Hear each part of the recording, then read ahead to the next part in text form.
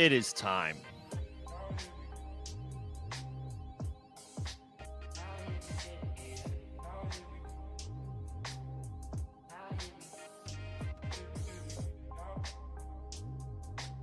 What's happening, everybody?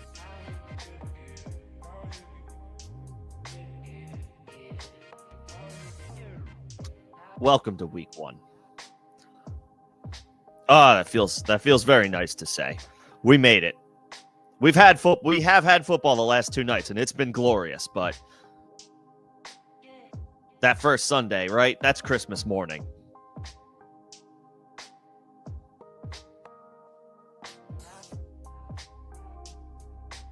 What are we, 20 hours away?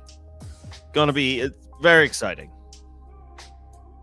Very exciting week one slate, which means it's time to sort out your starting lineup. The time has come.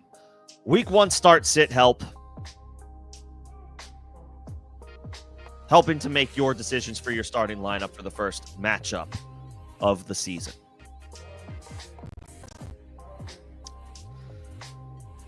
As always, taking all questions. We'll first go through the latest details that we have as far as injuries. Standard procedure. If you've been here before, you may already know or remember. If you are here for the first time, first of all, welcome.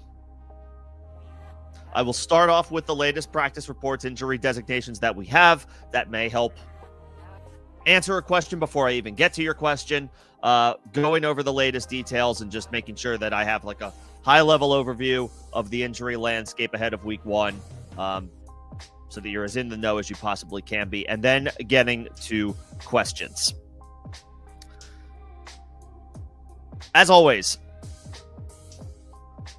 members will get priority responses to their questions as a perk of being a member of the channel. No matter when I receive member questions, those questions will be taken out of turn. They will be taken ahead of non-member questions. As a perk and as an appreciation for your support. If you are not a member, supers can also be sent, and that will be a line jumper as well to get your question answered in priority order. Members and supers get questions prioritized. You will also get a more thorough response from me if you are a member or send a super chat. Either way is how you get a little bit more of a thorough response to your question. I'll think it out a little bit more thoroughly if I feel like it's necessary and give you all the details that I'm thinking, the scenarios that I am playing through in my head to ultimately help make your decision. If you are not a member, or if you do not send a super, that is okay. You will still get your question answered, but it will come after member questions are asked and after supers are asked, and I may not give as many details. But you will still get responses. You will still get answers to your questions. Whether you are a member or not, if you are enjoying the stream, if you are enjoying the conversation, the dialogue, all of that good stuff, I only ask that you like the stream. That helps me out for algorithm purposes. Appreciate that in advance. Let's get into the injury details. And first of all, special shout out to Batty. That's the only member I see in here right now.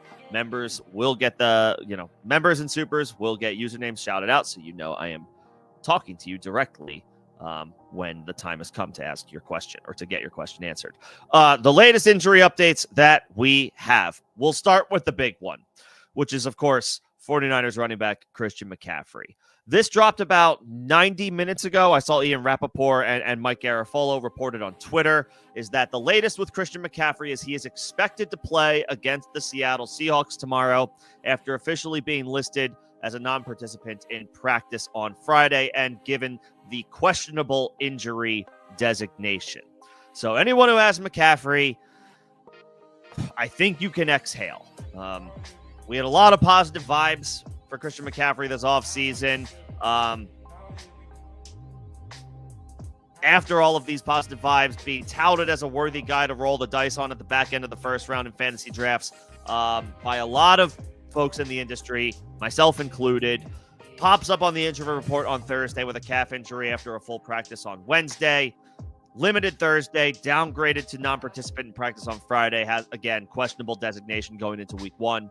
We have good news, though, or it's an optimistic update, from the NFL Network folks, that he's expected to play. McCaffrey himself said in a press conference that he feels great and that he plans to play.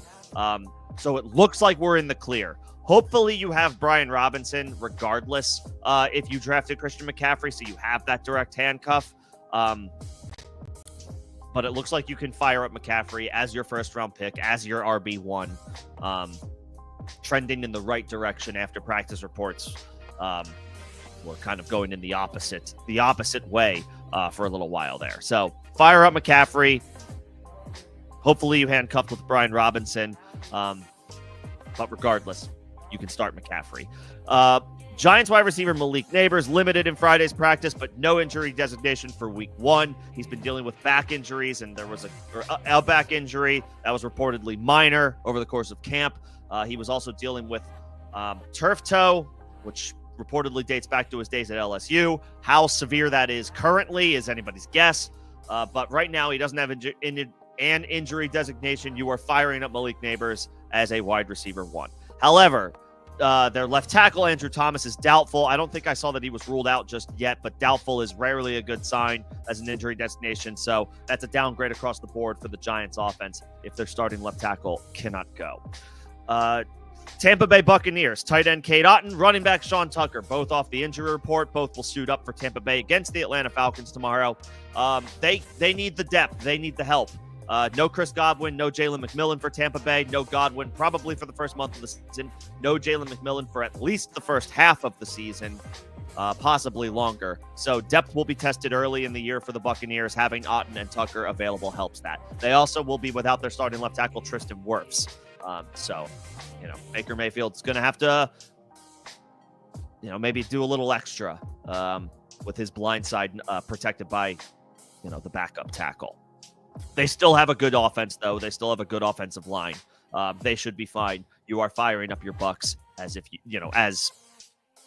as previously planned. Let's see. Dolphins tight end Darren Waller is out for Miami. You were not relying on him anyway. However, the guys that you are relying on, Tyreek Hill and Devon Achane, both off the injury report, both will play against the Indianapolis Colts tomorrow. Firing up both with confidence. On the defensive side, Patriots cornerback Christian Gonzalez will not play against the Raiders due to a hamstring injury. So that's something to monitor, not just this week, but in following weeks. Soft tissue injury, not a good sign. Potentially a negative development for him in general. This will make things a little bit easier in theory for the Raiders passing game. The potential direct beneficiary, if we're looking at a 1-to-1 correlation, would be Raiders rookie wide receiver Dante Thornton lining up as the X receiver. Gonzalez seemingly lining up on the outside. He may have had coverage snaps against Brock Bowers, against Jacoby Myers, but lining up on the outside across from Dante Thornton in all likelihood now no longer the case. Thornton is a dart throw in deeper leagues. It's his first career NFL game, so it's hard to endorse him as anything more than a wide receiver 4, even if it looks like a good matchup on paper. You were starting Brock Bowers and Jacoby Myers anyway. Nothing changes there.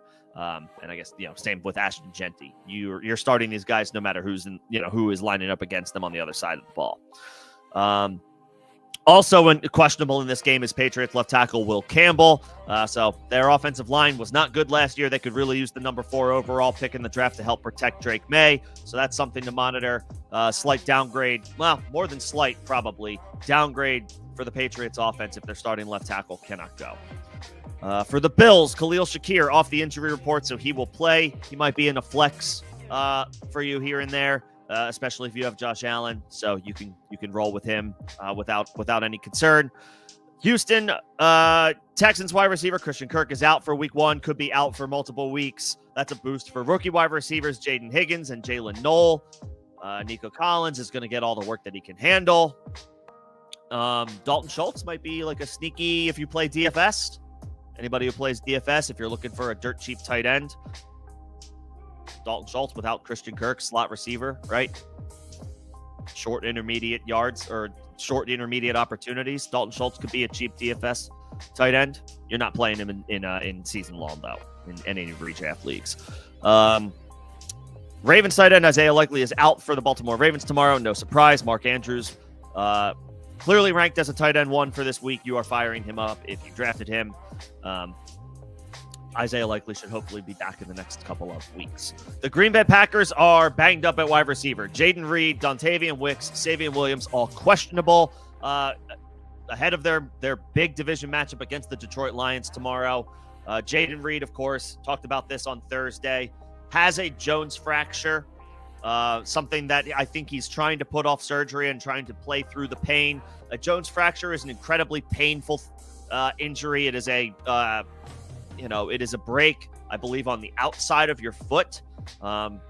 So having to run routes and make cuts as frequently as wide receivers do, cut, plant, all that stuff, incredibly painful with a Jones fracture.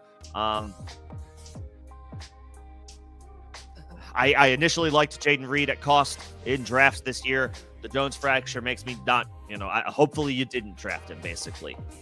This is a downgrade. Having to play through that type of pain is going to be difficult all season long. I would hope you have alternate options for Jaden Reed. And then Dontavian Wicks, Savion Williams, not on the fantasy radar, but just as an FYI. Could be a downgrade for Jordan Love if he's shorthanded tomorrow. Another couple wide receivers off the injury report: Jawan Jennings, Marvin Mims. You may be relying on Jennings as a flex, so he will play after getting an extra $3 million in incentives added to his contract. Mims, interesting depth guy, but probably just a dart throw in deeper leagues. Not a guy who are likely firing up in 10 and 12 team leagues. And then for Monday night, Roschon Johnson is questionable to play for the Bears in the backfield, while rookie Kyle Monangai has no injury designation. He has missed a bit of time recently in camp, though. There could be a lot of opportunities on deck for DeAndre Swift for the Bears on Monday night. And then Roschon, obviously, much has been made about what we can expect the Bears backfield to look like this offseason. Will DeAndre Swift retain his RB1 role? He's been with Ben Johnson before, dating back to their days with the Detroit Lions. He fell out of favor and in and out of the doghouse with Ben Johnson there. Will history repeat itself? Will Swift maintain the role? Will one of the other younger guys behind him emerge? That will be an interesting backfield to watch for the first month of the season and see how things shake out. But for right now, Roschon is questionable. Monangai, no injury designation. I would think Swift for week 1 as the veteran and having taken the most of the snaps in camp and the most recent practices is probably going to see as many snaps that he can handle. I would probably be starting DeAndre Swift with a solid amount of confidence, at least for week 1 as an RB2, just based on expected volume. This is a trend that we see a lot early in the season. Week 1, teams rely on their veterans more on average, more likely than they are to rely on their rookies, especially rookies that are not the highly touted slam dunk, round 1. In all likelihood, we expect this player to contribute immediately. Rookies that are taken in the 3rd, 4th, 5th round, this is not when they get their burn, generally speaking. Early in the season, it's more likely that a team is going to rely on a random veteran over a rookie. That obviously will change over the course of the season, in theory. But don't be surprised to see veterans run ahead of the highly touted rookies, the ones that we're excited about, the dart throws at running back, the 3rd or 4th round wide receivers that are exciting. They've been playing well in camp. Now it's the real thing, and it's often in week 1 we see veterans get their run, get their opportunity ahead of the rookies to at least start the season. So if any start-sit questions pertain to any rookie, like obviously Ashton Genty is in your starting lineup and Ted McMillan is in your starting lineup. But the guys with not as strong draft capital, it's not uncommon to see them not get as much burn, as much run through the early portion of the season that you might want, that we might expect. So just tread lightly in those scenarios.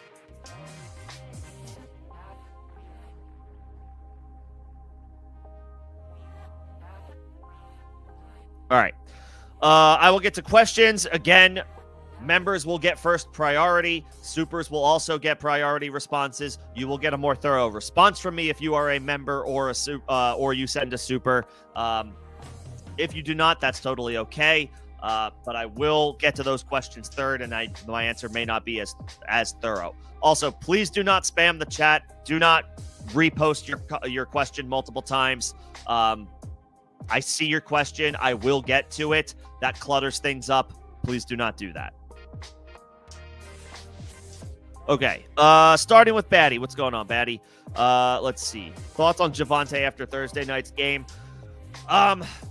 So obviously the dynamic of that game changed a little early when Jalen Carter was kicked out of the game, right? He's the Eagles' best defensive player. He would have made a difference in the run game, we assume. I think it's comfortably, we can assume that he would have made a more significant impact against the run.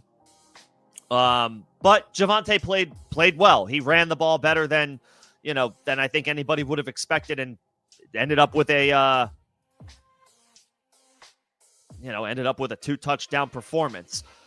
We'll see if that trend continues. Again, veterans are more likely to get run ahead of rookies to start the season. Jaden Blue was, I think, a healthy scratch for this game. Miles Sanders played ahead of him. Again, there's an example. Random veteran getting run early ahead of an exciting rookie. People are interested in Jaden Blue and his potential of taking over this backfield at some point throughout the season. Javonte, Miles Sanders, kind of some, boring incumbents. After Miles Sanders fumbled on Thursday night, it's possible Jaden Blue, maybe he gets fast-tracked. But I guess to that point, that's a question mark, and how far along, how much more work Jaden Blue, how much more run or development he needs is anybody's guess. So Javonte probably has a little bit of a short-term boom here. I can't definitively sit here and tell you I feel confident that Javonte is going to retain RB2 value all season long. And he may finish the week as an RB1. He had 2 touchdowns. We'll see what happens tomorrow. Great showing by Javonte. Definitely has a chance to retain lead back duties for the next, I'll say month.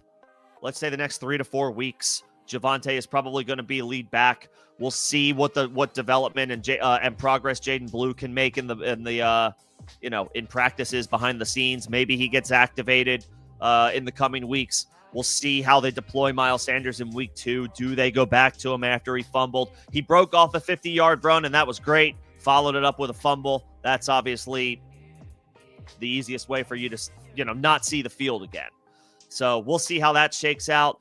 But it's probably right now, for at least the next month, it's Miles Sanders versus Jaden Blue for opportunities behind Javonte. So if you have Javonte, I would say for the next 3 to 4 weeks, he's on the radar. That RB2, maybe RB3 radar.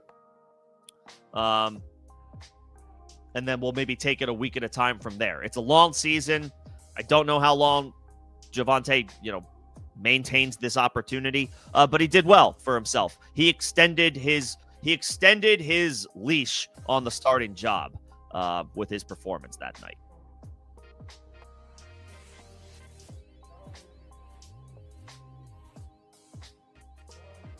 Yeah, but I'm not ready to crown Javonte for the season, not yet. All right, back up to the top. Do you start in full PPR, Pearsall, or Metcalf? I would probably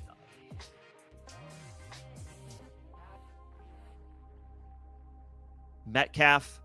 He's going to be the clear-cut wide receiver 1, like weapon 1 for the Pittsburgh Steelers. Pearsall might be, the third option behind McCaffrey and Kittle, almost certainly behind Kittle. I think he gets run ahead of Jawan Jennings just because Jennings hasn't been practicing. But in all likelihood, Pearsall's behind McCaffrey and Kittle for opportunities. Metcalf is not behind anybody in the Steelers offense. So I would say DK Metcalf over Pearsall. And then is Reichert a decent kicker for this week? That's the Vikings guy, right?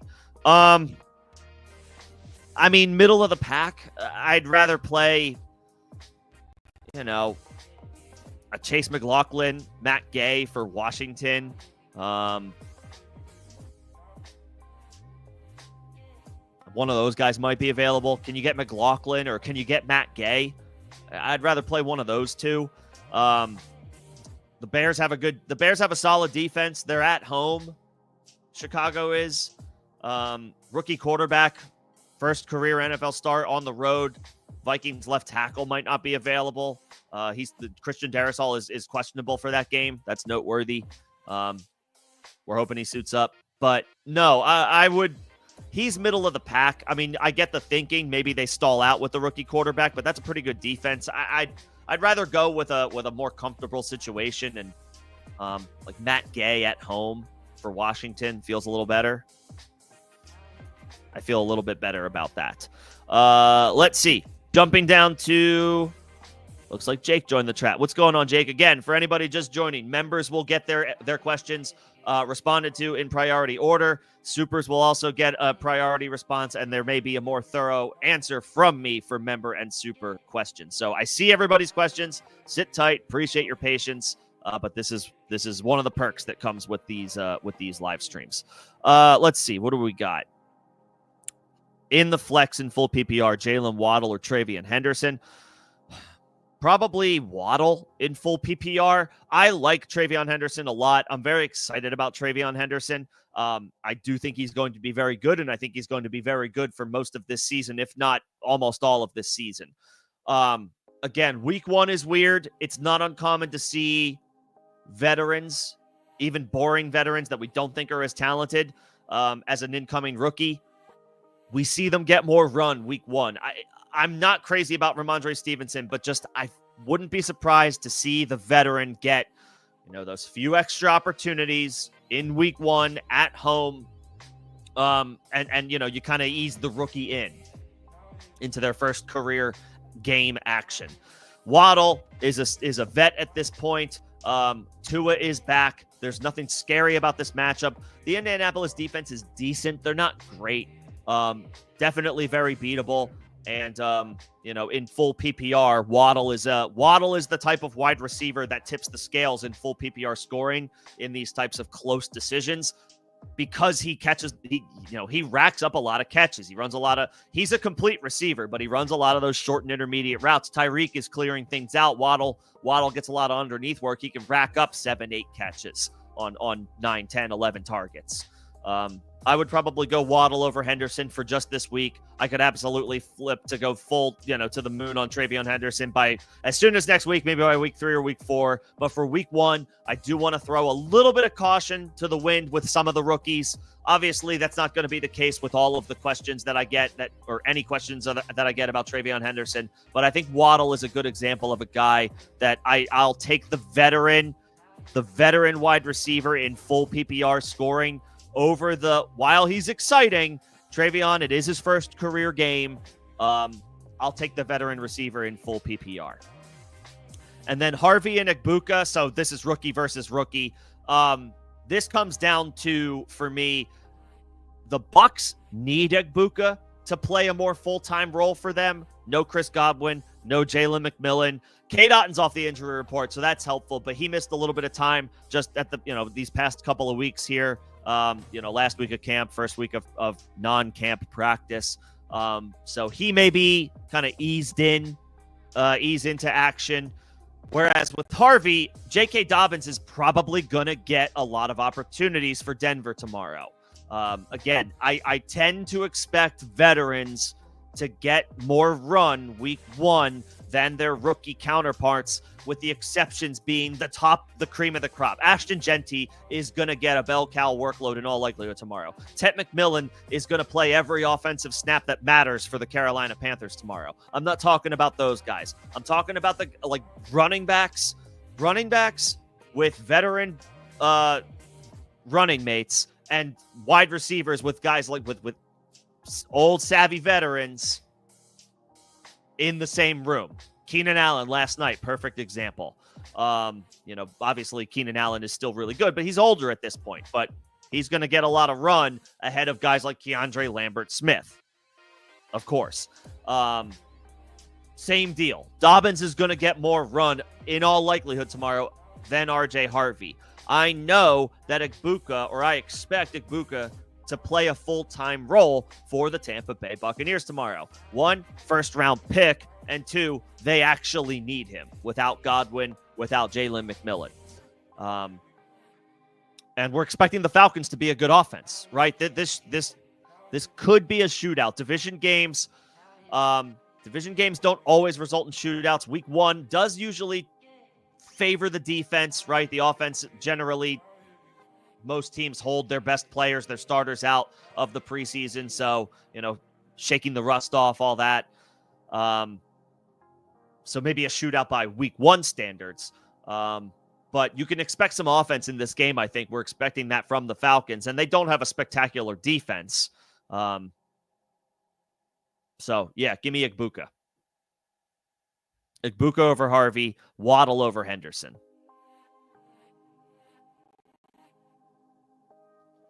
But appreciate it, Jake. Appreciate the support. Appreciate all the member support and everybody coming in and hanging out today.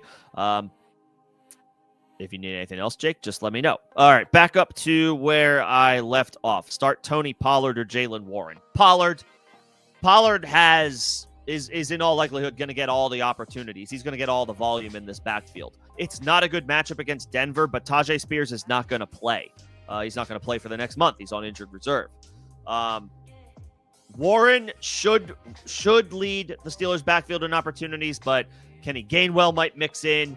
Maybe Caleb Johnson gets an opportunity here and there. I wouldn't be surprised if Caleb Johnson had a quiet game tomorrow. Again, like Warren, veteran.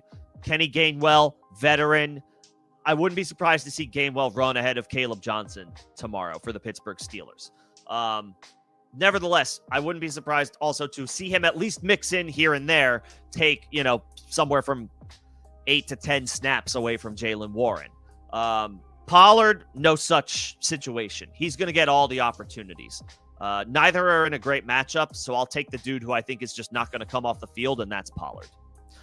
Let's see. Half PPR, need a flex between Pearsall or Ridley. It's not a great matchup for Ridley, but he is the Titans' wide receiver 1. Pearsall might be the team's wide receiver 3 or weapon 3 for San Francisco, behind Christian McCaffrey, behind George Kittle. So while it's a bad matchup for Ridley going up against Patrick Surtain, if you're worried about that, I understand that. If you're worried about a bad matchup, Patrick Surtain's the reigning defensive player of the year. He's a great cornerback. He was rated the best defensive player in the league last year. So if you're worried about that, you can go Pearsall. I would probably slightly lean Ridley just because he should at least get 10 to 12 targets. It might not be pretty, but there should be some more volume available for him as the team's clear-cut wide receiver 1.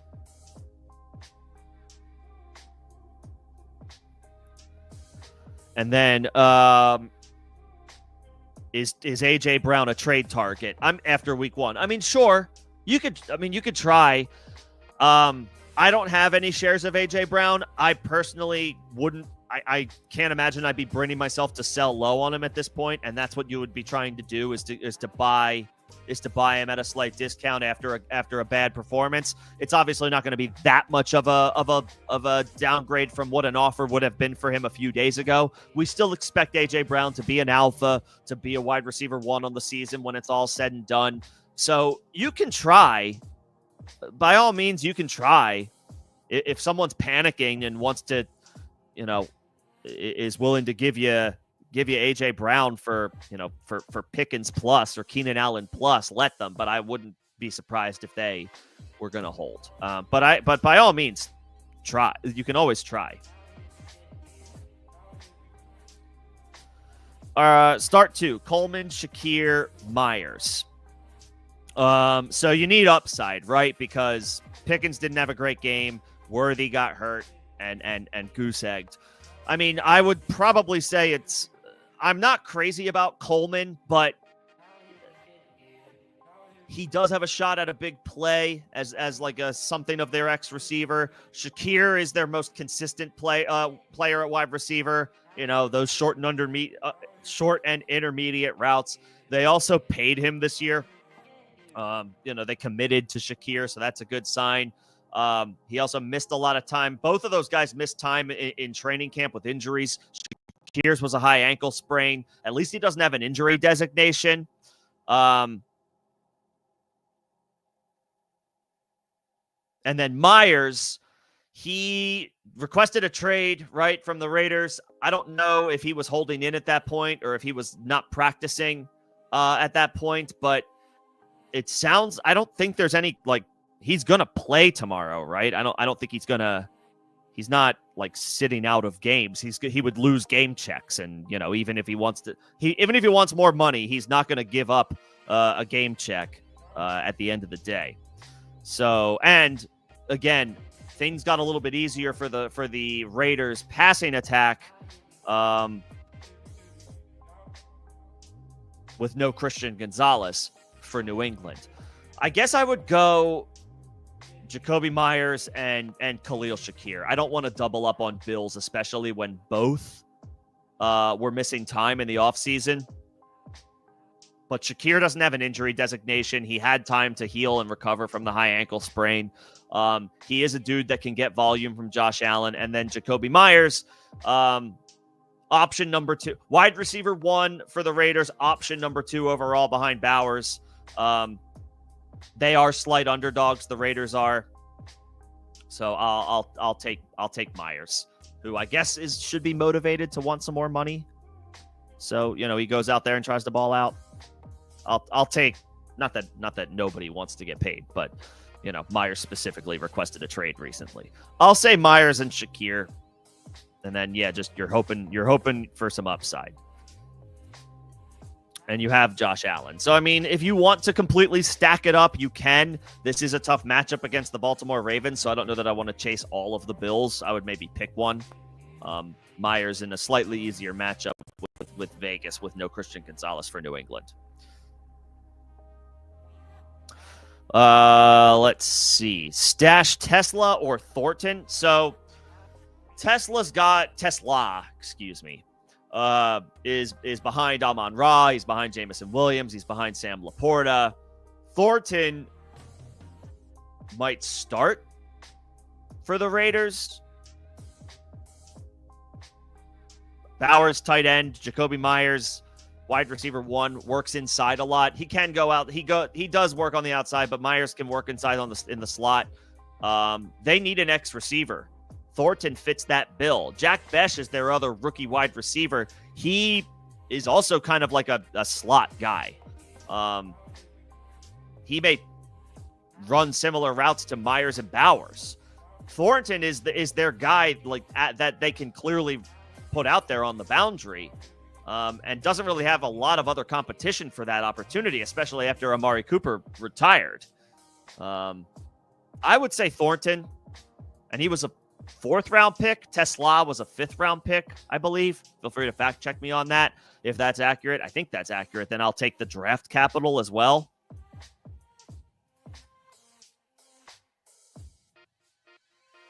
Tesla was... Oh, he was a 3rd-round pick. Oh, there you go. Okay, sorry about that. I was incorrect. Why did I think he was a 5th-rounder? Tesla was a 3rd-round pick. So that matters. Then he was drafted ahead of... Then Tesla was drafted ahead of Thornton. Okay. I'll still say Thornton has a clearer opportunity right now. But Tesla has the draft capital. And I guess now that I'm thinking about it, maybe I was thinking about somebody else in the 5th round.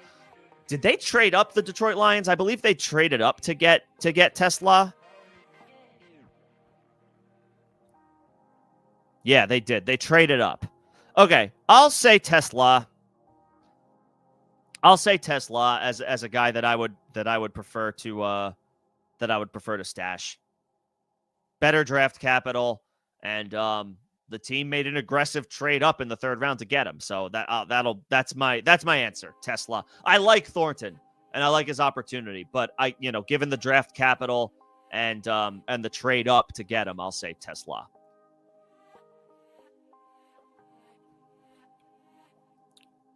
And then Jennings or DK, go DK Metcalf. Clear alpha wide receiver for the Pittsburgh Steelers.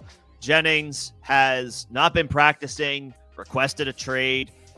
They did give him $3 million in game incentives added to his contract to motivate him, but he hasn't been practicing. And he may fall to 4th in the pecking order behind Christian McCaffrey, behind George Kittle, behind Ricky Pearsall in targets. I'll say DK Metcalf. I'll say DK Metcalf.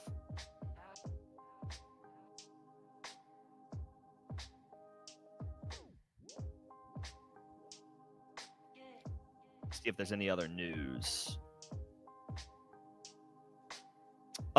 Patriots left tackle Will Campbell on track to play week 1. That is a good sign. That is good news for the Patriots offense, for Drake May. That is the boost that we were looking for, and we got it. Will Campbell on track to play, start at left tackle for a Patriots offensive line that sorely needed help from last year. The 4th overall pick in the draft will be protecting Drake May's blind side tomorrow against the Raiders. So we feel better about Drake May. We feel better about, I guess, Stephon Diggs. I don't know how much I'm endorsing Stephon Diggs tomorrow as the Patriots wide receiver 1. He is a guy that can absolutely get 10 targets, but he is 31 years old, coming off the torn ACL in his first game of the season. He is a vet, though, so I don't worry. I worry about that less.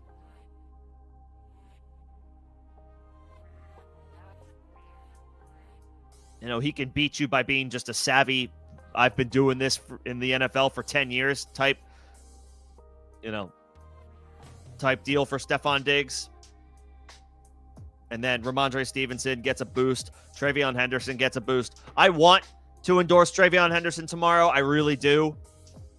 I do not think Ramondre Stevenson maintains the 1A opportunities in this backfield all season long, but I do think he is in that role tomorrow. One, because Henderson's not built like a bell cow running back anyway. He's going to be utilized, as an explosive playmaker, weapon out of the backfield as a pass catcher. He will get carries, but he's not. I don't think we're going to see Travion Henderson get 250 carries this year. So Ramondre will remain a factor. I don't think he will remain the 1A, but I do think he'll be the 1A tomorrow.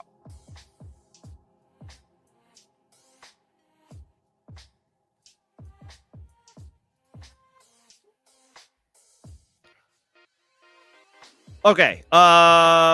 So I need some extra context here. How many can you start? What's the scoring? I need more context. Is it half PPR? Is it full PPR? Is it start 3 wide receivers? Oh, it's all running backs. Yeah. Is it start 2? Is it start 3? Is it start 1 of these guys? Let me know. Let me know what the context is of that, and I can come back to it. As far as Bo Nix, is it Bo Nix versus Drake May? I mean, both are fine. Bo is probably the guy that I would go with. Nothing scary about the matchup against Tennessee. They are big favorites tomorrow, the Denver Broncos. I believe the last I saw, they're 8.5-point favorites over the Tennessee Titans. So it's possible that they're running the ball a little bit more in the second half, and volume isn't quite there in the second half for Bo Nix. But, in order to get to that point, you got to build a lead in the first place. Bo Nix, strong rookie campaign last year, looking to build off of it in his sophomore season. Has good weapons, has his full complement of weapons. Cortland Sutton, Marvin Mims is off the injury report. They upgraded tight end this year with Evan Ingram. They brought in J.K. Dobbins. They added R.J. Harvey. The weapons. Troy Franklin is another year older, or I guess another second year in the league. So another year of experience for him. So, the weapons are there. And then, of course, Sean Payton is an offensive guru. I would probably lean Nix. Obviously, May is super exciting. If you want to go with him, that's fine. I understand. But I think the Broncos offense is a little bit more complete, and they have a much better offensive line than New England. So I'll take Bo slightly. But either one is fine. Like I would rank both Bo Nix and Drake May as QB1s this week. Say like one's the QB7, one's the QB8, one's the QB8, one's the QB9. They're both QB1 options this week. So I don't think you can go wrong. I would slightly lean Nix. Yeah, Henderson could be the guy who returns kicks tomorrow. Maybe they give that role to one of the depth wide receivers. That would be really good to see, to be honest. I don't want Henderson back there returning kicks because that would be an indicator that he's gonna be a factor on offense. Like a fantasy relevant opportunity on offense. But he could be returning kicks. Maybe he returns a punt in a critical situation for New England. It's certainly possible. I am sure I will be endorsing TreVeyon Henderson much stronger throughout the season. It is hard for me to do so week one because we haven't seen it in a regular season game. We've only seen it in the preseason so far, and it's his first career NFL game. So yeah, he could be doing kickoff, maybe punt returner in a critical situation if it calls for it. Fourth quarter if they're down by less than a touchdown or a touchdown or less, something like that. But I would hope to not see him back there because that means we're going to see him on offense a good bit. How much is anybody's guess? And then only one needed from this group.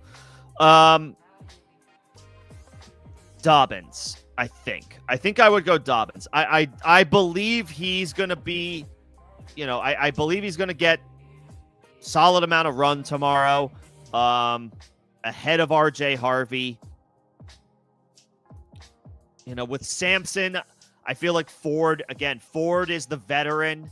I think I would imagine Ford operates as the primary guy for Cleveland tomorrow. Quinshon Judkins, that's another update. Real quick, signed his rookie contract, fully guaranteed, not playing this week, but obviously the ramp up can officially begin for Quinshon Judkins, and then we'll see if the league takes any disciplinary action now that he is officially signed. I think we are expecting that to go down. So interesting week for Quinshon Judkins coming up. But as it pertains to Sampson, yeah, he should mix in. I wouldn't be surprised if Jerome Ford is the primary guy tomorrow, so not him. I just talked about Caleb Johnson. I think Jaylen Warren is going to operate as the 1A. It wouldn't surprise me to see Kenny Gainwell operate as the 1B. Caleb, we could be looking at third running back on the field tomorrow behind Jaylen Warren, behind Kenny Gainwell. That would not surprise me. So not Caleb Johnson. And then Trey Benson is right now still the backup to James Conner.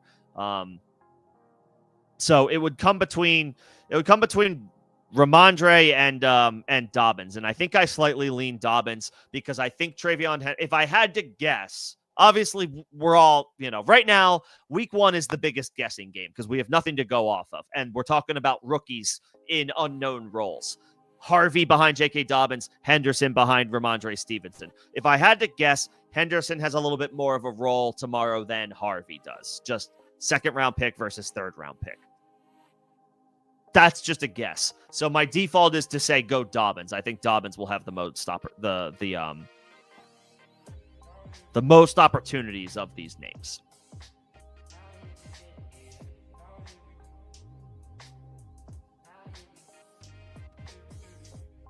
All right.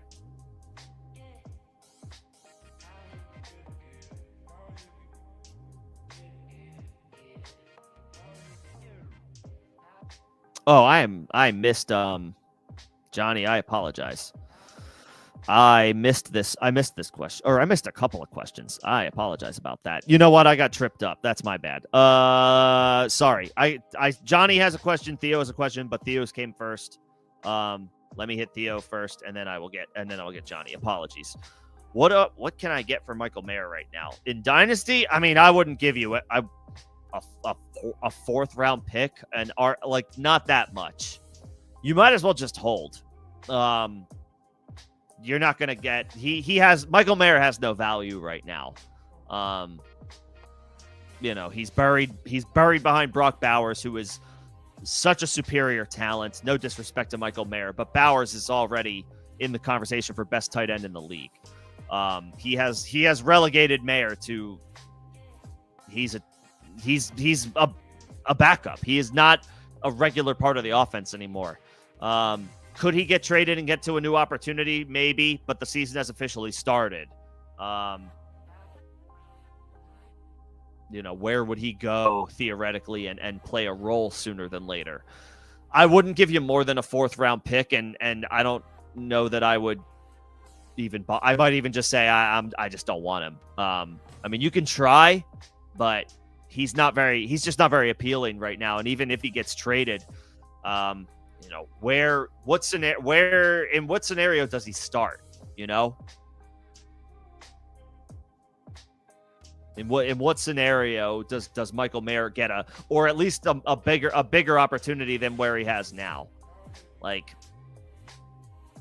Seattle? I don't even know. Like the Jets, they just drafted Mason Taylor. I don't know. The Dolphins, maybe the Dolphins. They signed Darren Waller out of retirement, but he's hurt. But then if they really wanted Michael Mayer after they traded Jonnu Smith, they would have maybe gone and gotten him. Instead, they decided to get Darren Waller out of retirement. So I'm going to say very little, if anything. And Johnny, I apologize. I missed your question as well. So I will give this a little extra love. Give a little extra thought into this one. Choose between Irving, Pollard, Montgomery, and Hall. Is this just one? If it's just one, it's choose two. Sorry. Bucky, and definitely Bucky. Definitely Bucky. Montgomery is probably in the better matchup, but Pollard is the bell cow for the Tennessee Titans, even though it's a bad matchup. I'll say those first two names, Johnny. And again, apologies for missing a couple of questions. Sorry about that. But I would say those first two names. Bucky is going to operate as the Bucs RB1, clear cut. Sean Tucker will mix in. Rachaad White will mix in, but Bucky is their primary main dude. And Pollard is the guy for the Tennessee Titans. Tajay Spears is on injured reserve. He figures to get 90 plus. I would think Pollard is on the field for 80, 85, 90% of the snaps for the Tennessee Titans tomorrow. Like Julius Chestnut is RB2. Pollard is going to get all of the snaps and opportunities that he can handle. Yes, it is a bad matchup, but volume is king at the running back position. Pollard should get a lot of it tomorrow. I would say Irving and Pollard. Montgomery, obviously a good player, probably a better matchup for him than Pollard has with Montgomery playing against the Green Bay Packers. But we're talking about Jahmyr Gibbs. And, ask anybody in the industry, ask anybody out there with an opinion about Jahmyr Gibbs. The vibe and expectation is he takes another step forward this year, which would be insane because he was the RB1 overall, I think, in full PPR scoring last year, even with Montgomery playing most of the season. That's how good Gibbs is. And now we expect him to potentially take on an even larger role than he already was handling. That would come at the expense of David Montgomery. It hasn't played out yet. We don't know that that's going to happen definitively.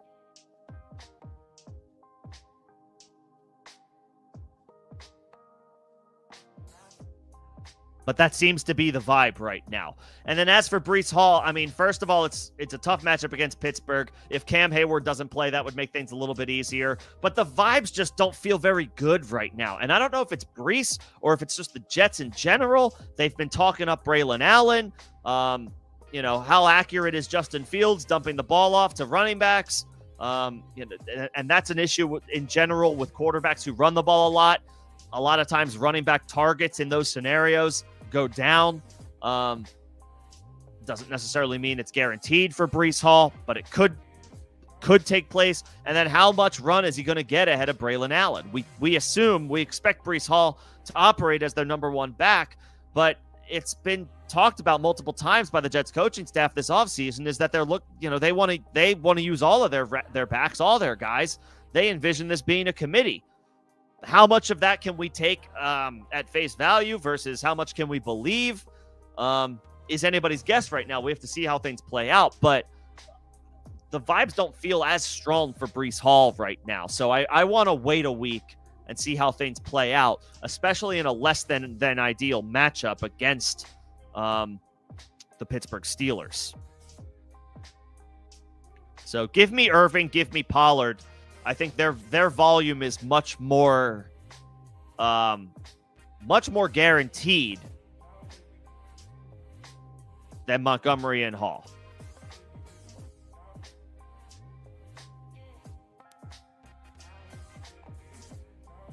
And again, sorry for missing a couple of questions off the top a little earlier. Yeah. If I ever miss, if you think I missed your question, make sure to let me know. Feel free to leave another comment, and I will, I will make sure that I retrace my steps. So apologies there.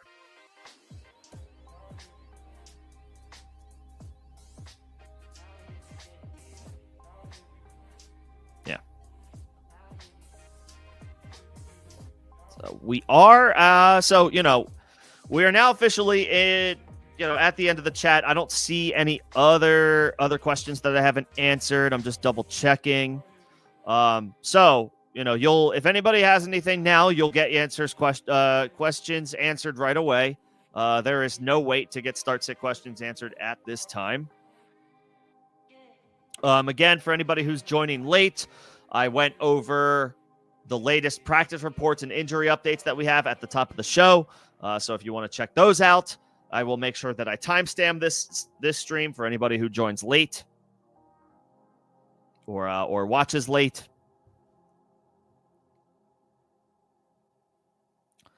The 49ers elevated Russell Gage, wide receiver Russell Gage, from the practice squad to the active roster. They did not elevate a running back, so that, again, more good signs for Christian McCaffrey's availability tomorrow after limited on Thursday and then non-participant in practice on Friday.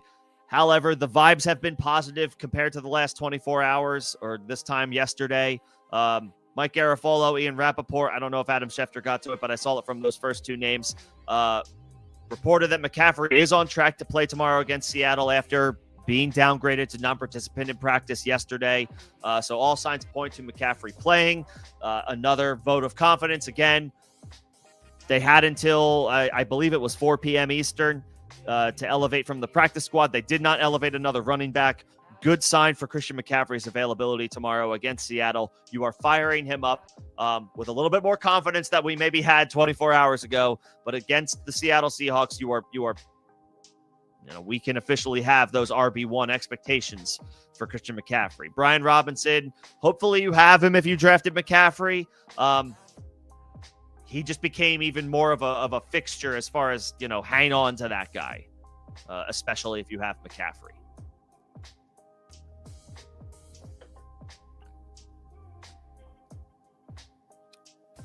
And again, we are at the end of the chat. All questions answered thus far, so there is no wait. If you have a start-sit question, I can get to it here relatively quickly. Just double-checking to make sure if we get any more injury updates from the most recent practice reports. Micah Parsons is expected to play week 1, but probably not a full complement of snaps for the Green Bay defense. So they are an enticing option all season long. The Packers are, now that they've acquired Micah Parsons. I feel like that might have gone under the radar in a lot of drafts because I don't feel like the Packers were a defense that were getting drafted very frequently in fantasy drafts.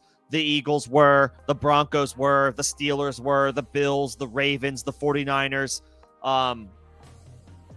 the Cardinals, because they're playing the Saints week 1. The Saints are going to be an offense to target for your starting defense each week if you are streaming defenses. So whoever, honestly, it's probably a really good thing to know what the Saints schedule is so that you can just have that on the back burner when you have some time. Just like memorize the Saints schedule. So they play the Seattle. No, they don't play Seattle. They play San Francisco next week. So the San Francisco 49ers are already rostered because they were a drafted defense. But week 3, Seattle. Week 4, Buffalo. Week 5, the Giants. Even the Giants, they should have a solid pass rush this year. Almost any defense will be usable in theory, or that's the expectation against the New Orleans Saints this year. So Arizona, drafted by a lot of folks this year for that very purpose, to use them for this week, and that's it. If you're one of those people, the Packers, again, they might be on waivers, and that's the other thing. They're playing the Detroit Lions this week, so it's not a super enticing matchup for your defense to have to play against a high-octane offense in the Detroit Lions. But as Parsons gets up to speed, and he's going to be playing his full complement of snaps before long, the Packers will be possibly a defense that you can kind of set and forget all season long. They were a good unit last year. They were a good defense last year, and they added Micah Parsons. So, now you can expect even more sacks from the Green Bay defense. So something to monitor. And again, Will Campbell will play for the New England Patriots, so that is a boost for the Patriots offense across the board.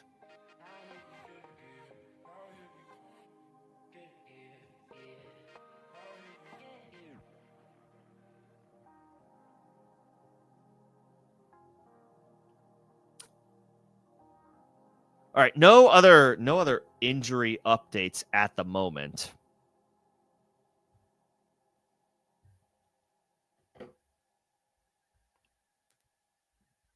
But happy to hang out here for a bit in case anybody needs anything else. For Start Sit Help, I will also be live tomorrow starting at 11 a.m. Eastern. Can plan to be available for about an hour leading up to kickoff for any last-minute Start Sit questions that you may have. There could be some folks who are not available at this time, and they're available a little bit closer to the start of the Week 1 slate. So again, right here, same channel, obviously, 11 a.m. Eastern. Tomorrow morning, I will be giving additional Start Sit Help. So maybe if you jumped in here already today, if you want to reaffirm something tomorrow, we can go over that. We can go through that for sure. And then any new questions that you may have that pop up between now and kickoff will be available as well tomorrow, 11 a.m. Eastern.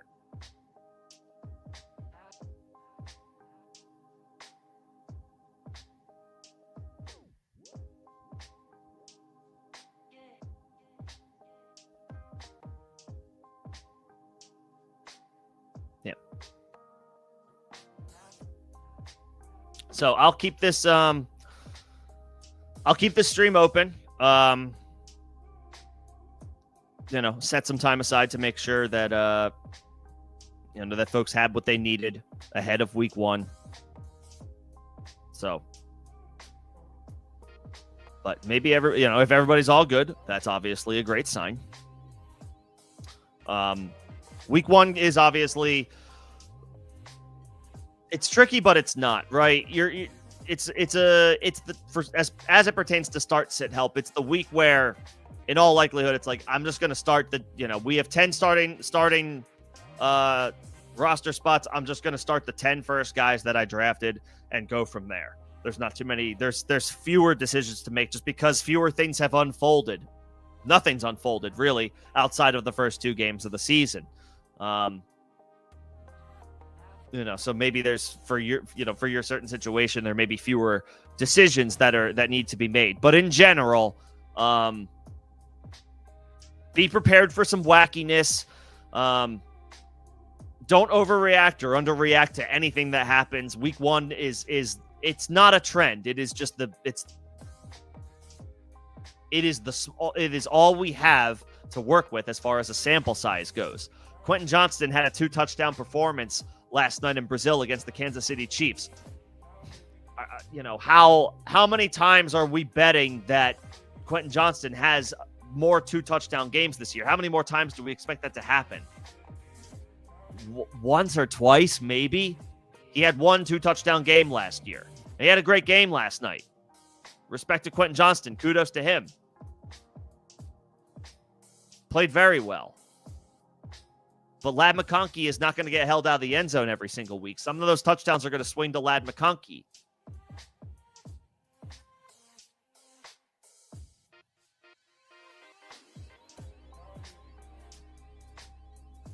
So don't overreact or underreact to anything that happens Week 1. Let's not get too high on anything that takes place. Let's not get too low on anything that transpires, any unfortunate developments outside of injuries. Poor performances happen. And don't be surprised if the rookies tomorrow take a back seat to random incumbents.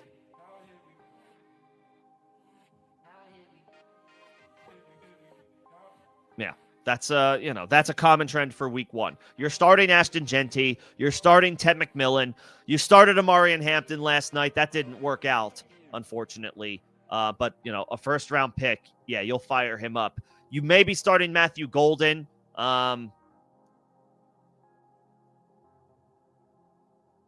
just another first round option. You're starting Ekbuka. It's the first round picks are fine to start.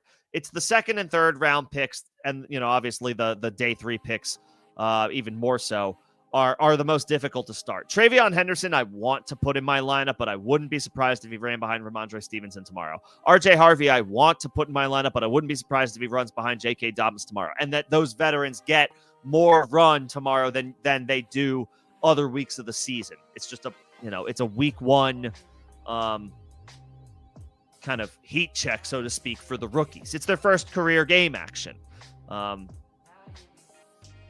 It's hard to expect a lot for the non-first round picks.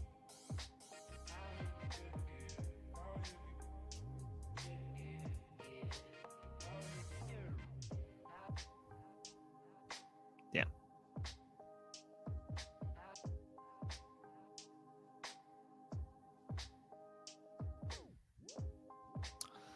All right. Question for again. There is no wait for start sit questions, so if you have one, feel free to fire it off, and I should be able to get to it relatively quickly at present. Start Sutton or Ekbuka? I would start Sutton. I like Ekbuka a lot. Really excited about what he can do tomorrow. He's one of the rookies that you're firing up with confidence tomorrow. There's like 3, 4, 5 rookies that you're starting with confidence tomorrow. Ekbuka is one of them. However, you have another wide receiver 1 available to you in Courtland Sutton. He is the clear-cut wide receiver 1 for the Denver Broncos, for Bo Nix. You can expect wide receiver 1 volume, a wide receiver 1 target share for him. Little bit of a challenging matchup against L'Jarius Sneed. But I will take a wide receiver 1 and a wide receiver 1 target share over a wide receiver 2 target share almost every time. And while I'm excited about Ekbuka, he is a rookie making his first career start. Sutton is a vet, been around the block, and we're expecting him to dominate targets. We're expecting Mike Evans to dominate targets for Tampa Bay. Ekbuka should get his fair share, but as a wide receiver 2, not as a wide receiver 1, in all likelihood. Sutton, wide receiver 1. That's who I want to fire up. I want wide receiver 1 target shares in my starting lineup, even if they're not great matchups. Like Calvin Ridley. It's hard. He's more on the wide receiver 3 radar tomorrow than the wide receiver 2 radar, but I'm not taking Calvin Ridley out of my lineup just because he's going up against Patrick Surtain. Yes, it's a bad matchup. Surtain is incredible. Defensive player of the year. But Ridley's going to earn a wide receiver 1 target share tomorrow. It might be pulling teeth, but I'm willing to bank on a floor there. Give me a wide receiver 1 target share over a wide receiver 2 target share. Sutton over Ekbuka.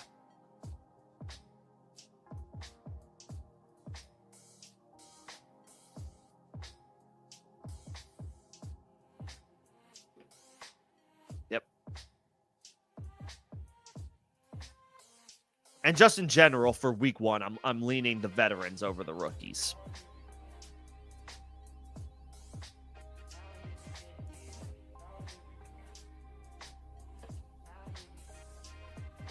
He will be an interesting player to watch tomorrow, Ekbuka. No Godwin. No Jalen McMillan. So they need him.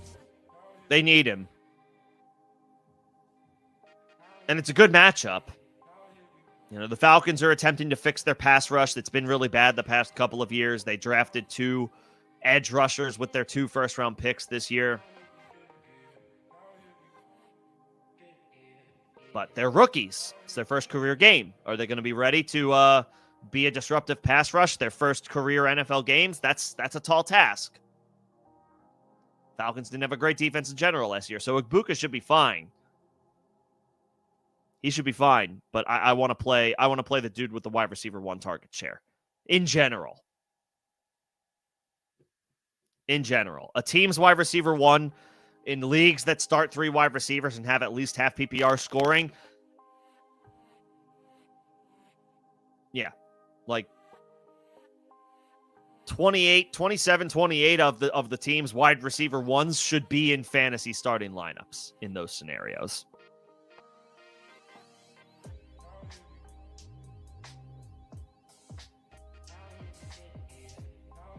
Okay. Chat is caught up. again, there is currently no wait. I'm free to hang out here for some time, talk shop, talk fantasy football with you guys. If there are non-start sit questions that you have, I can take those as well. Sure, you may not be looking at trades already, but buy low options, sell high options after this week, we can certainly get into. I will have my waiver wire stream on Tuesday. That will be obviously after the dust has settled on week 1. So that could be the first real chance to talk about trades. And then of course I will go over the best waiver wire options on Tuesday. Just a look ahead to next week. Not to push us past week 1. We're all very excited about tomorrow. Tomorrow is like Christmas morning.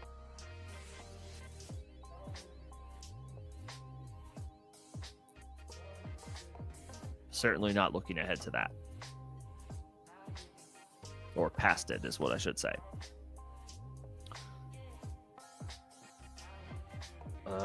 No additional updates. Yeah, we're clear of any additional updates. This may be wrapped up early. Again, I know that week 1, in all likelihood, you have fewer decisions to make. It's just, I'm just going to start the dudes that I drafted. Whoever I drafted first, these are my guys in my starting lineup for week 1. So obviously, there might be less help needed for this week, and that's good.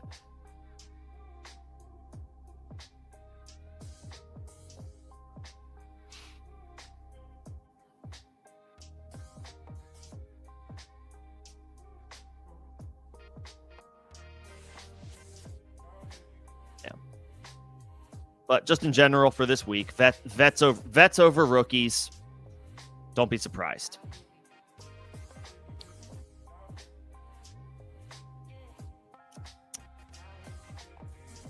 Okay. Here to hang on for a few more minutes. I'll see if anybody else needs anything. But if not, this may be a stream that's on the shorter side. If I do end up shutting down early and anybody happens to catch this late or needs anything late, you can always leave a question in the form of a comment on any live streams or videos and streams on the channel. You can also join the Discord.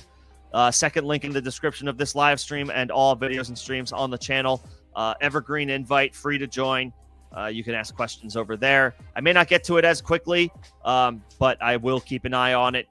Even more so now that the season is upon us, that the full week 1 slate is upon us.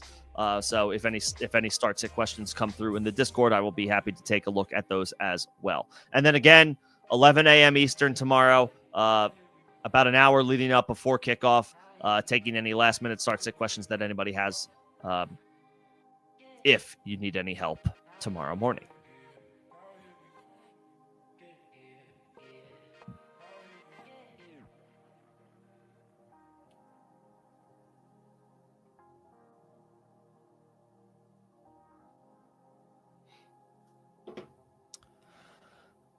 Worth having 2 defenses or 2 kickers? Not right now. Not at this particular moment in time. I am totally fine with that strategy when the fantasy playoffs come around. And you're, when I'm in the fantasy playoffs, at that point of the season, if I have a healthy roster, generally speaking, and I have my core guys that I'm leaning on, then okay, I might not need that last bench spot for a wide receiver 6 or a running back 6, because whoever that is, that guy is not cracking my starting lineup.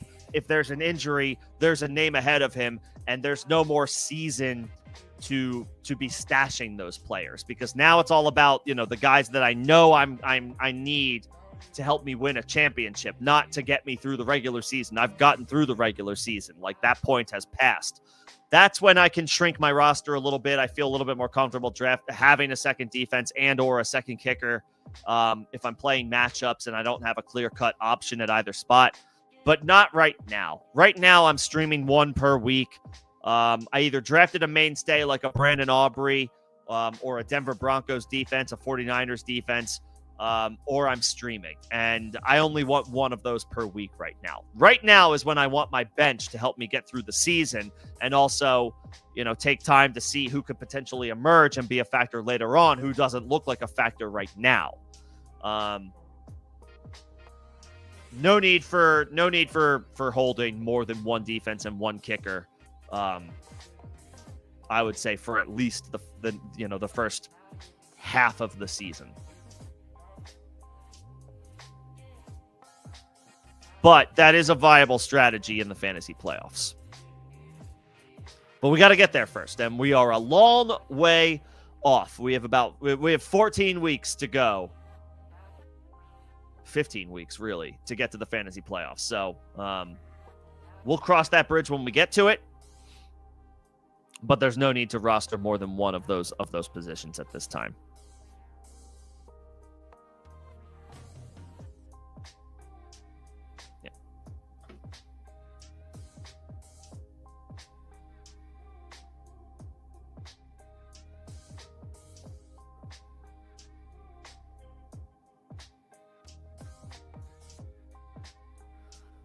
And then is this? I know Theo, you play Dynasty. Is Demario Douglas and a third for Geno? I mean, is this one quarterback? Who are your other quarterbacks? I like Geno this year. He's got a better offensive line, slightly better offensive line than he's had in Seattle the past few seasons. Bowers is a stud. Jacoby Myers is a good player. We have high expectations for Ashton Genty. They have interesting depth pieces. If it's just one quarterback, then I don't think I would worry about it. I assume it is. That price is that price feels a little cheap for Superflex prices, even though Geno is older. Geno's older, but he still has better value than that, I would think, in a Superflex league. But in a one quarterback league, if you have Kyler and Herbert, especially after Justin Herbert put on a show last night against a good defense in the Kansas City Chiefs, Herbert balled out. If I'm in a one quarterback league and I have Justin Herbert, I may have another quarterback that I have paired with him just because Herbert wasn't very expensive in one quarterback drafts this year.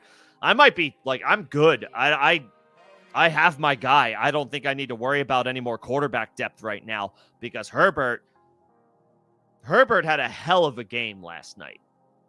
Played very well.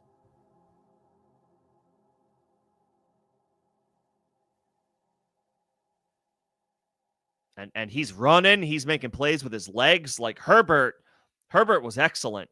I don't think I would worry about Geno. If I have Kyler and Herbert, I don't think I'm worrying about Geno Smith.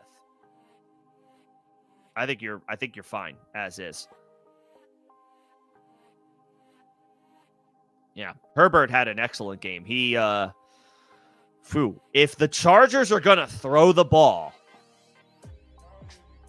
at a higher rate than everybody was expecting, then the industry, the community had Herbert severely mispriced, and he should have been drafted multiple rounds higher than he actually was. I think if you have Herbert as your quarterback, like you're feeling, you don't want to get too high or too low on anything, but we know Herbert's a good quarterback. If he has the weapons to make it happen, and the offensive line protects him as well as they did last night, and he's chipping things in on the ground here and there, I mean, you have your QB1. You already have your guy that is set and forget almost every week. So no, I think you're good. I think you're fine as is. Keep your pick. Keep your wide receiver depth.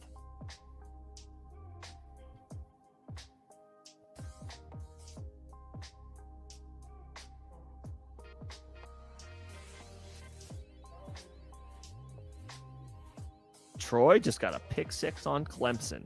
Clemson's losing 16-0 to Troy. Oh boy.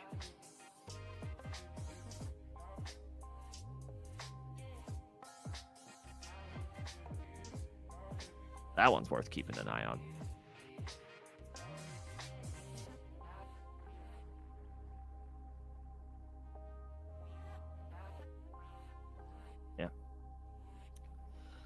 All right.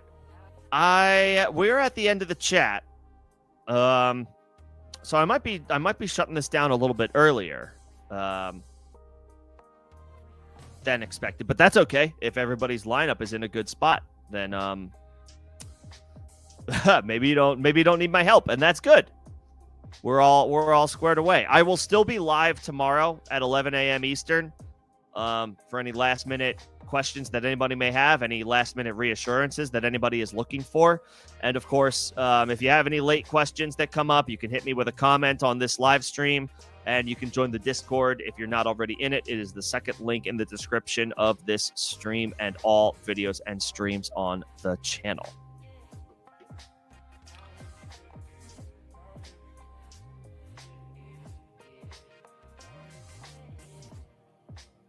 Yeah, I'll hang on for a bit, for a couple more minutes.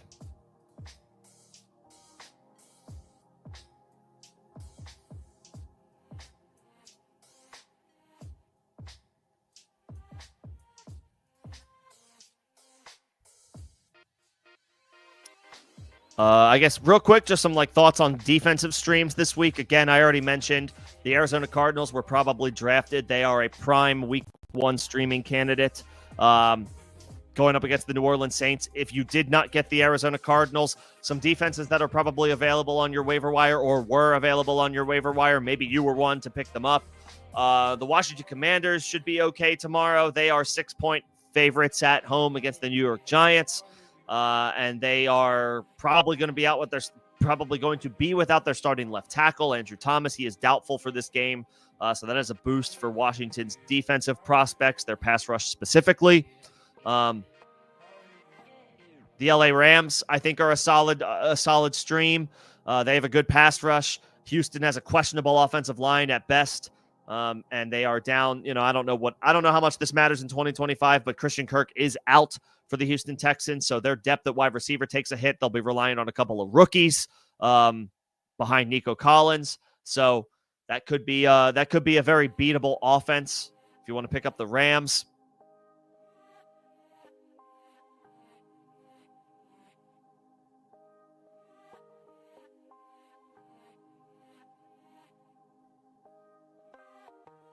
The Bears might be okay against the Vikings. Have a really good. We have high expectations for the Vikings offense, so it might be hard to endorse the Bears. But if you miss out on everyone, Arizona, Washington, LA, and you're looking for a stream, I mean, it is JJ McCarthy's first career start. Yes, we have high expectations for him, but it is his first career start. Jordan Addison is suspended for the game. Justin Jefferson is fine after nursing a hamstring injury for a good portion of August. He will play without any injury designation. So, they are not without one of the best wide receivers in the NFL, but they are without Addison. They could be without their starting left tackle. Christian Darrisaw is questionable for that game. And again, McCarthy's first career start at quarterback. The Bears at home could be a decent defensive stream. If you missed out on Arizona, you missed out on Washington, you missed out on the Rams.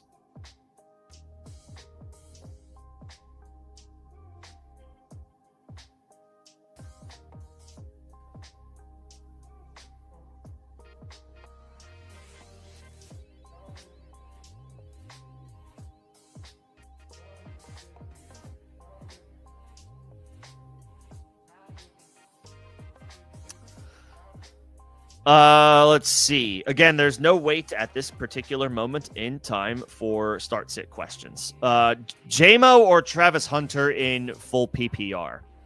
I would go JMO here. Obviously, expectations are sky high for Travis Hunter, but it is his first career game, and we don't know for sure definitively that he is Liam Cohen, the head coach, said he's going to play 80% of the offensive snaps. I don't know if that means this year or this week or in general, or if it means that it'll be 80% rest of the season, but it's going to be 50% this week or 60% this week as he gets his sea legs under him, first career NFL game. I don't know. And then, of course, there's Brian Thomas in theory. What's going on, E111? Good to see you, man. I would say JMO. Yes, he is not the Lions, top dog. That's Amon-Ra St. Brown. But he broke out last year. The vibes with J-Mo have been excellent this offseason. By all accounts, he's expected to run a larger complement of the route tree. He talked about it himself earlier in this offseason that he's running more routes. He's running more of the route tree than he was the past couple of seasons. They're going to utilize him in even more ways than they previously were. He's developing into a very, very good player. And in this matchup where there could be a lot of points against the Green Bay Packers, I'll take the fourth year. He's a fourth-year player now. Wow. To continue his ascent, still just 24 years old, into the upper echelon category of wide receivers in the NFL. I think J-Mo will take that next step this year. I think Travis Hunter is awesome, but again, it's his first career game. I'll lean in favor of the veteran in this scenario, the guy who has played NFL games up to this point, and that's Jameson Williams.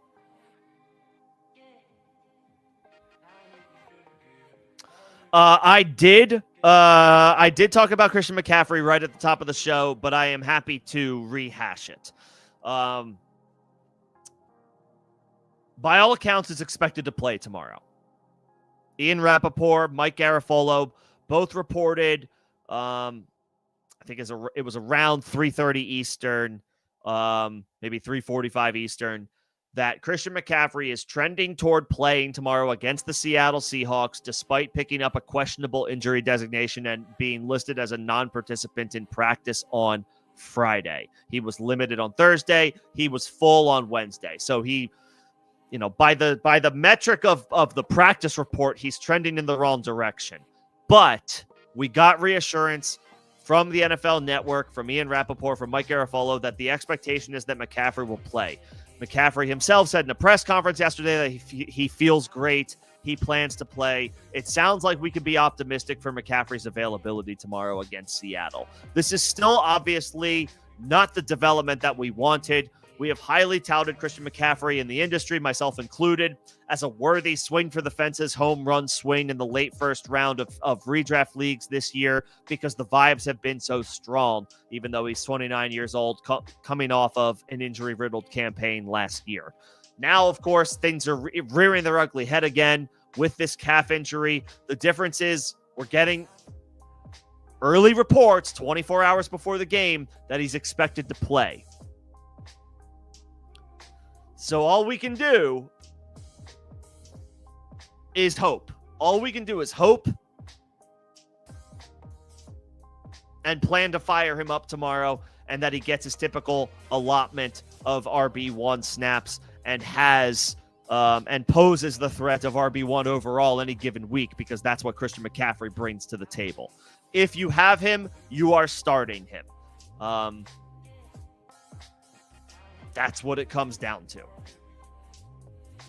Obviously not the development that we wanted. Hopefully you have Brian Robinson if you drafted McCaffrey. Hopefully you prioritize that handcuff. If you didn't, you may want to seriously consider grabbing Isaac Guerendo if he's still available on the waiver wire. And just, and protect yourself against a potential issue with McCaffrey as much as you possibly can.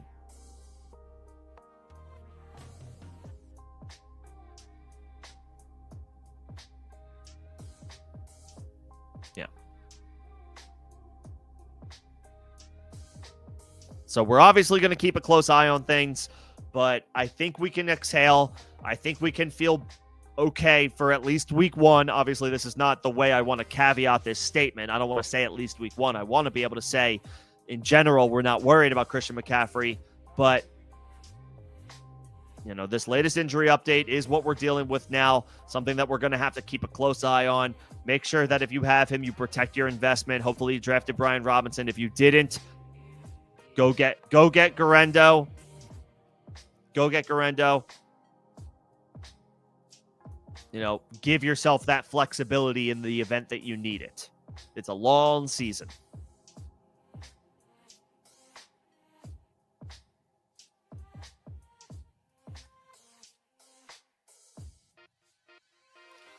As far as acquiring Christian McCaffrey, I'm not as bullish on doing that.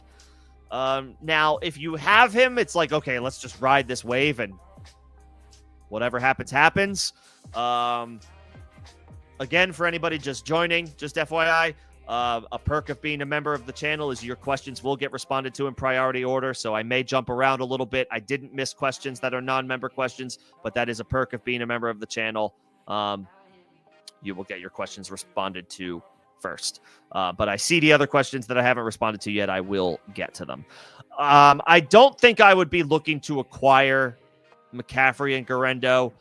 Now, you're talking about Walker, another guy that has had a somewhat lengthy injury history for not that much time in the NFL in Ken Walker. So, you could roll the dice, but right now Walker is healthy and McCaffrey has a questionable tag. So, just how risk averse do you want to be? If you can get McCaffrey with Garendo, that does make it a little bit more enticing. But then who's the player that you have to drop? Or who's the player that you have to trade to make it an even 2-for-2 swap? What's that fourth piece look like? Because a 2-for-1 means that in all likelihood, you're going to have to drop somebody from your roster if you're not just outright including them in the trade to make it an even exchange. So that would be another detail I want to know. McCaffrey and Garendo at this point is it's a volatile acquisition. It could work out great. It could be fine. This could all be smoke and mirrors. But we played this game last year with Christian McCaffrey where we thought he was fine leading up to literally the day of the game, which was Monday Night Football.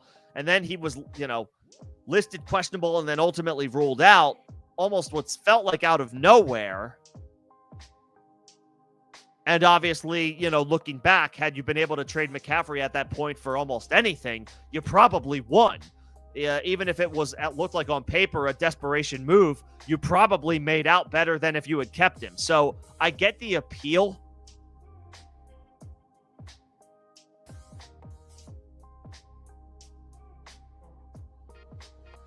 But you're inheriting an awful lot of risk. Now that we're officially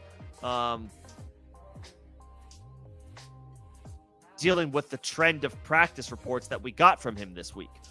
Full to limited to non-participant is generally a bad sign. Now, McCaffrey's a vet, right?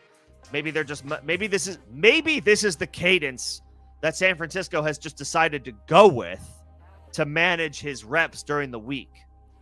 It's a bit unorthodox compared to what most teams do, right? Most teams hold players out of practice on Wednesday and then ramp them up on Thursday and Friday, leading up to the game. Maybe the 49ers are taking an opposite approach here. It's anyone's guess.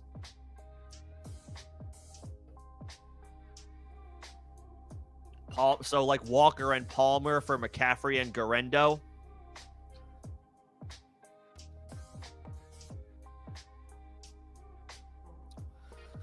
If you want to take that swing, I'd want to know who your other running back is that you would be starting alongside Christian McCaffrey, but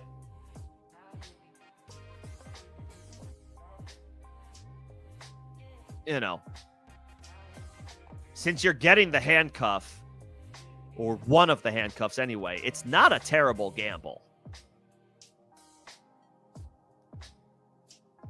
Because at least the most recent report is that he's going to play.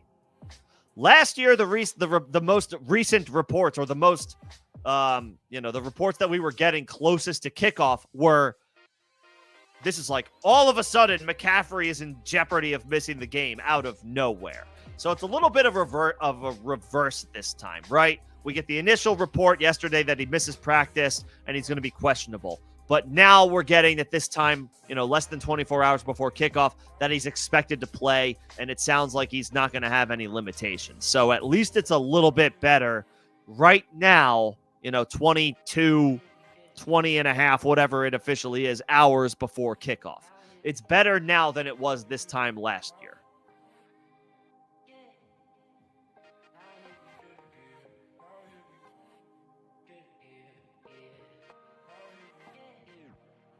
I'd want to know who your other running backs are,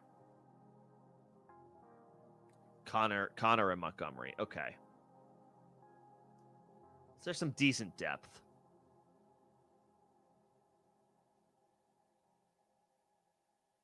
Decent depth.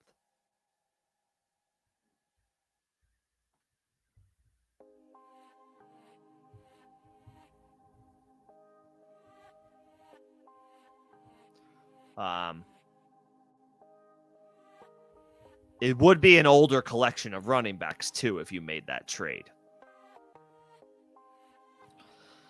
I'd consider it though. It is a risk. You are playing with a little bit of fire, but Walker himself has had his share of injury issues as well. So it's not like you're trading a guy with a clean bill of health for a dude with an injury history. You'd be trading a dude with an injury history for a dude with an injury history.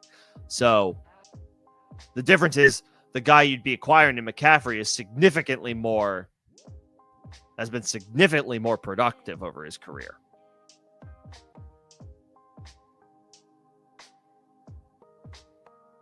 You could take that shot. You could take that swing. I won't say no to that. You can. If you're feeling confident in McCaffrey, you can make that trade. Because at least you're getting the handcuff. Yeah. You can kick the tires on it. Your league mate may not want to do it, but if they do,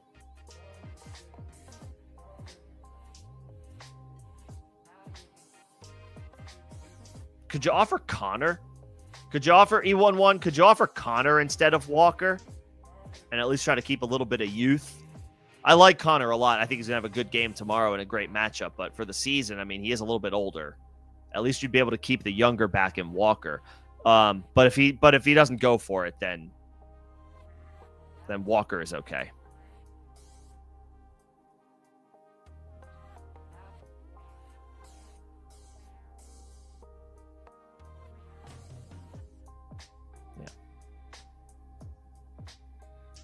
Neighbors, London, Hawk. Yeah, you could try that.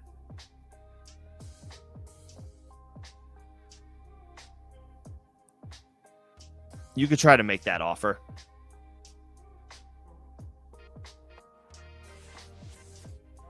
I'd be okay with the swing for the fences. Okay, back to where I left off my spot in line. Thoughts on Dante Thornton or Josh Palmer? I would not drop Jaden Blue for one of those guys.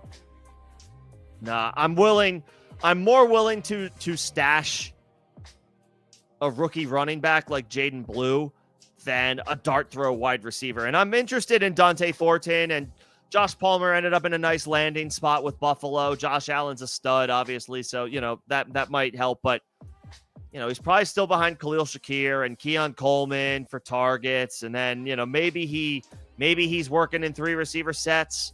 But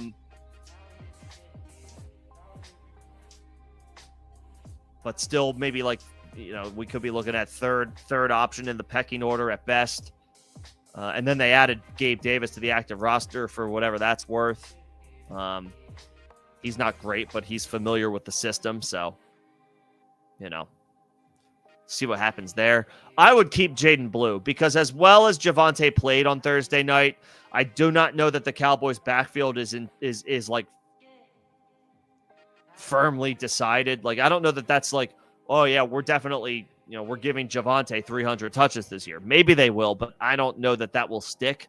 I would hang on to the rookie running back.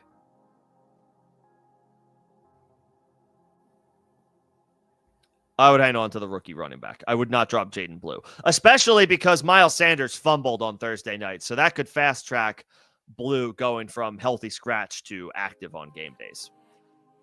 And yep, E11, no problem. Happy to help. Yeah, that's a good team. I think if you are comfortable rolling the dice and you can get McCaffrey for Walker, and get the handcuff in Garendo, or one of them anyway. I don't know that Brian Robinson will remain the 1A handcuff to Garendo, but to be able to get one of them, in theory, it's an upgrade for you. if everybody's all healthy, it's an upgrade for you. So yeah, I don't mind taking that shot if that offer is available to you.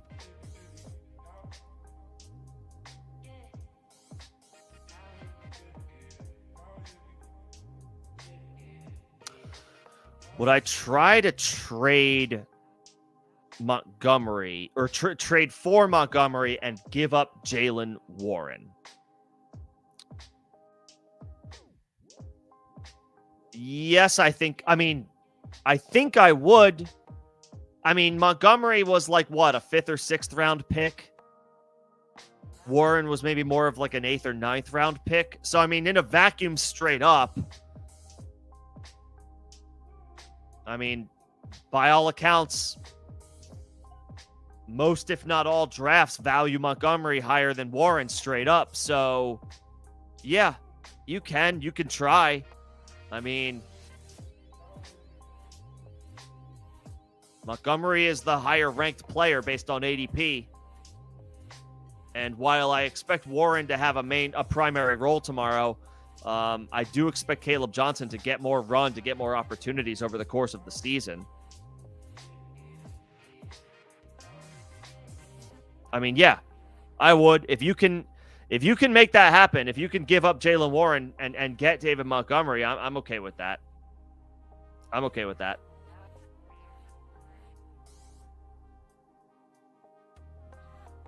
You know, they're both change of pace guys, but Montgomery is the better, more proven player.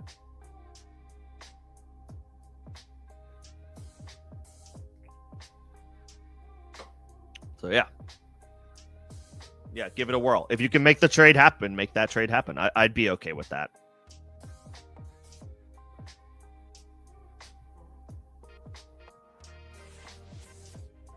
I'm always curious to know how many leagues have folks who are willing to trade before the full week 1 slate of games. Dynasty excluded. That doesn't count. But like a redraft league where, you know, maybe you drafted last week.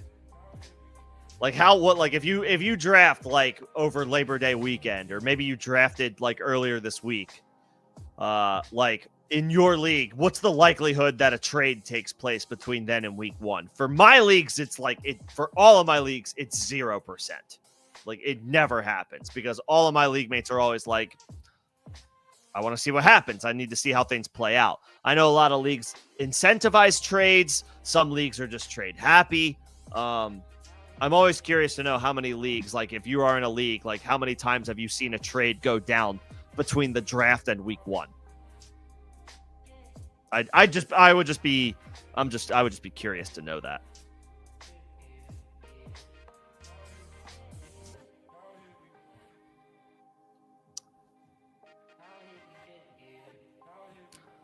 All right. Yeah, we are at the end of the, you know, again, I definitely allotted some time to hang out with you guys.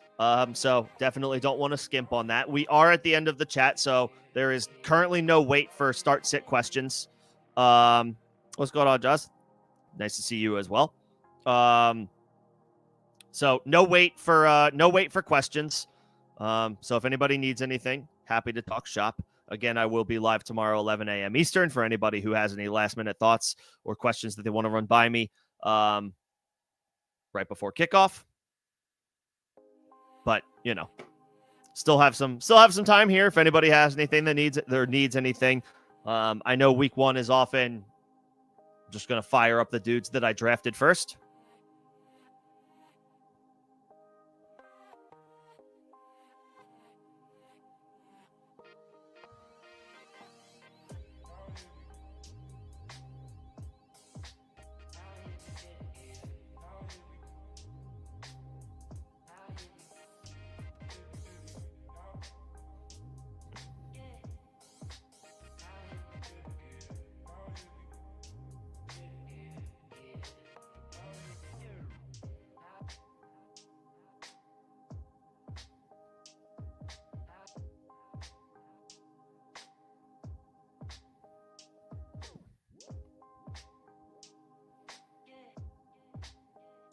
The McCaffrey owner's panicking. I mean, if you have an owner in your league who's panicking, after 2 games of the season have been played, then yeah, those are the types of players where it's like, yeah, let me see if I can, take advantage of your overreacting. Yeah, it's like, yeah, okay, fine. Then those are perfectly fine people to try to, see if you can pull a fast one on them. I mean, make a fair offer. We're never looking to rip people off. I'm not in the business of trying to rip league mates off. But it's like we're always trying to gain an edge. I've said this before on the because I get a lot of questions during the season, and I'm not saying that this is the situation, but I get a lot of questions like, did I win this trade? Right? And those are and lots of folks in the industry, lots of people in fantasy, like, that's their mindset. Did I win this trade? And it's like, it's not about winning the trade. It's about making your team better.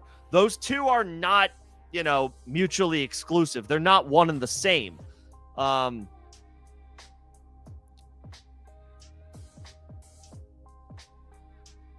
you're looking to make them make a fair offer, but at the same time, if somebody's going to panic and overreact to something, it's like, yeah, I'll take the guy that you're worried about at a discount compared to what you would have asked for him a few days ago. Like, sure, I'll take that risk. I'll take that chance.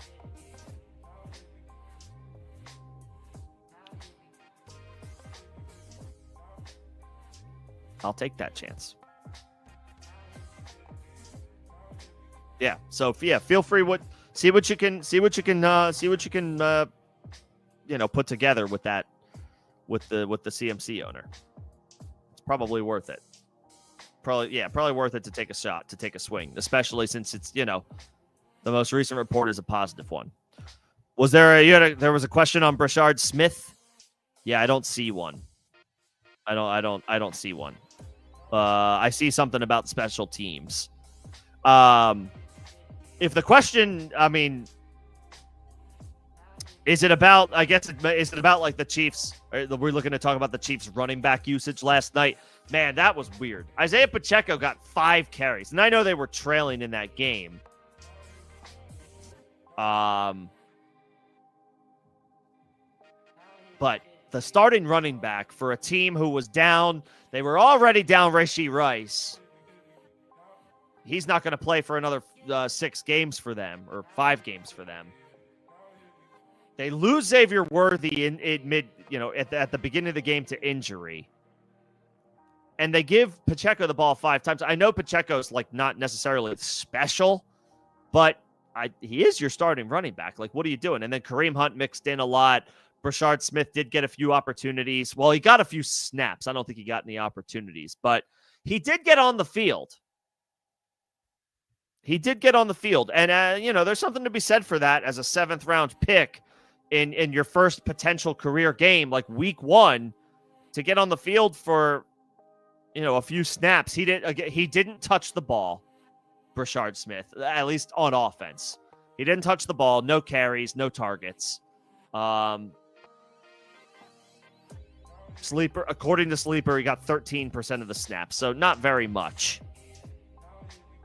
But, yeah, I mean, he is ahead of Elijah Mitchell on the depth chart. That's a good sign right away. Like, depth charts at the beginning of August don't matter. Depth charts in July don't matter. That's just preseason nonsense. The coaches are forced to submit something to the league for the sake of having something. They're almost never accurate. So I don't even know where Brashard Smith was on the Chiefs depth chart in the preseason because it doesn't matter. But right now, after week 1, after a real game was played, right now, currently, yeah, Brashard Smith is 3rd on the depth chart behind Isaiah Pacheco and Kareem Hunt. So that's a good sign. His role is going to come along slowly. He's going to be a slow burn. Like, he is a stash in deeper leagues. He's probably not on the radar in 10 and 12 team leagues for at least another month. Right? In all likelihood. But it's noteworthy that Pacheco only got 5 carries, and Kareem Hunt, he's older at this point. I mean, he played a lot on 3rd down. We'll see how much that continues over the course of the season.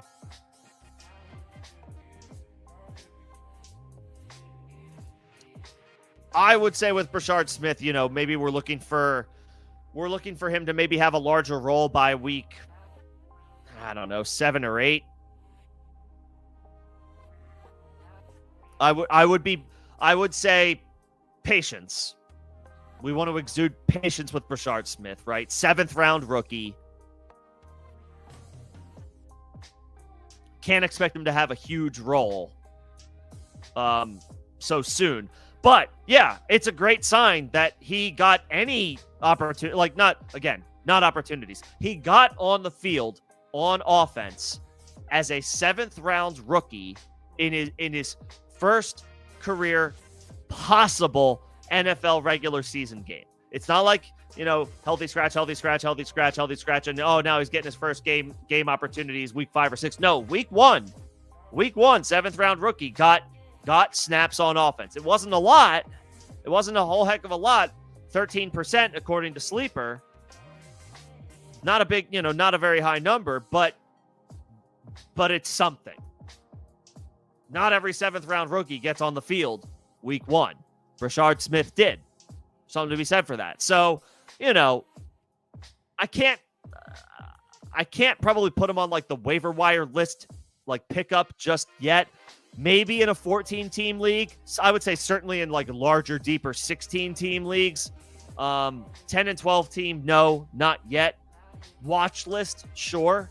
And then, by weeks 3 or 4, let's see what the roles look like. And then week 5, 6 comes along. If Pacheco is still trucking along, giving you meh numbers, and Kareem Hunt is an older running back who, maybe he can give you some veteran snaps, but he doesn't have the juice or burst anymore to break any more big plays. He's just not at that point in his career anymore.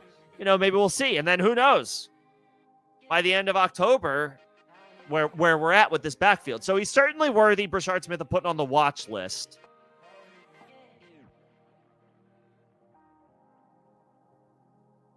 But I don't think, at least yet, I would put him on like the waiver wire pickup list in 10 and 12 team leagues for week 2, and probably not even week 3 either.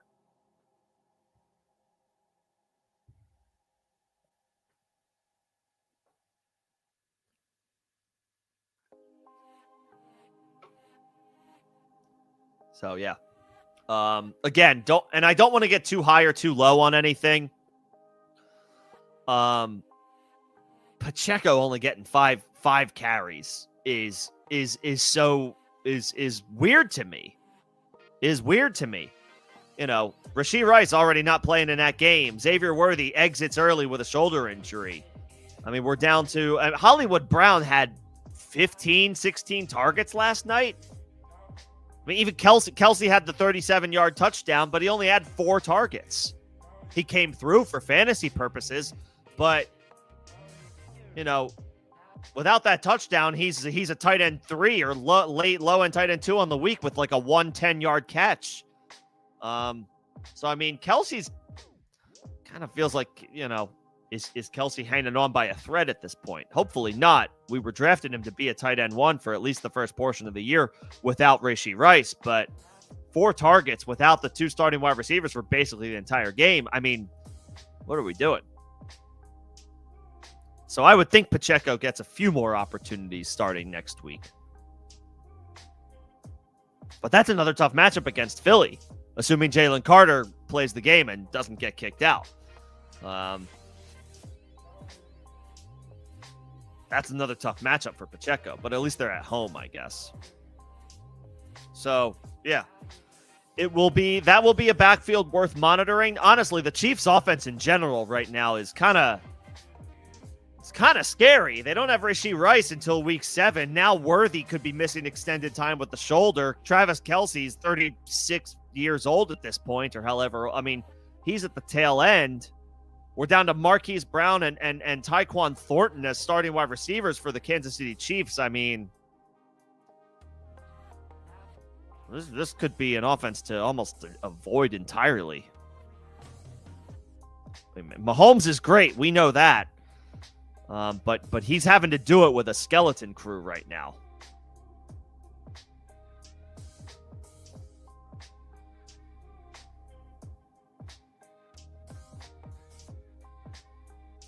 Yep. So, well, yeah, one to monitor. That is a backfield to monitor. Kansas City.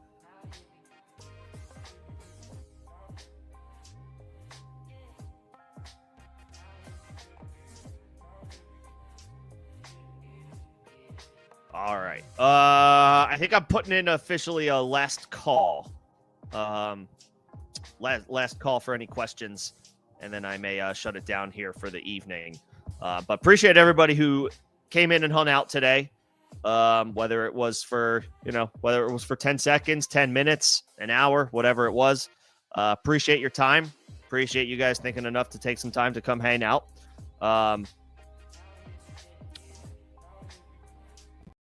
Not leaving quite yet. I definitely wanted to allot some time to help out. That's the point of the start sit stream.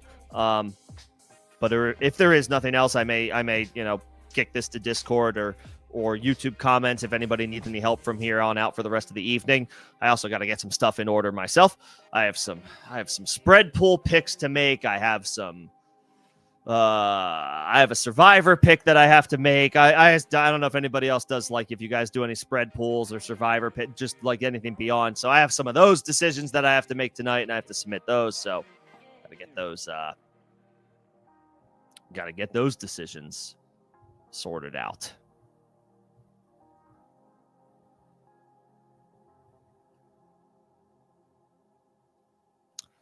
Waddle or Tet. So this is a rare occurrence where I would take the rookie over the veteran. It is Tet's first career game, so I am going out on a bit of a limb on this one. I don't blame you if you want to start Waddle. Veteran receiver, if it's full PPR scoring, he should rack up a lot of catches. Nothing scary about the matchup. E111, thanks for popping in. Appreciate you. Glad I was able to help. But I would take Tet. Wide receiver 1 target share. Spectacular matchup against the Jacksonville Jaguars. Nothing scary about that defense. They have a couple nice pieces along the defensive line, but it's a very beatable matchup for Tet in this wide receiver 1 role for Dave Canales for the Carolina Panthers offense. We've seen Adam Thielen perform well, dominating targets in this offense. We've seen Deontay Johnson just at the beginning of last year put up wide receiver 1 numbers in this offense. And now we have a true alpha in Tet McMillan, 8th overall selection. I got to imagine 10 targets are in his are in his future tomorrow in a good matchup. Jalen Coker's on injured reserve. Adam Thielen just mentioned was traded to Minnesota. I mean, we're down to Tet and Xavier Leggett and Hunter Renfrow and Jatavian Sanders. I mean, Tet should get a lot of opportunities. And again, on the other side, Jacksonville's got good weapons on their offense. There should be points scored in this game. And neither defense is very good. Carolina's defense isn't very good. Jacksonville's defense isn't very good. There could be some points in this game tomorrow. Brian Thomas, Travis Hunter on the other side. It's going to necessitate the Panthers needing to throw the football. I'll take Tet. I like Jalen Waddle. I do. I think either one of these guys are viable, but I would lean the guy who I am confident is getting the wide receiver 1 target share in Tet. Waddle might get a wide receiver 1 target share, but Tyreek Hill is still there. There's no Tyreek Hill for Tet McMillan. There's no Jalen Waddle for Tet McMillan. It's just Tet. All due respect to Xavier Leggett. I would lean Tet.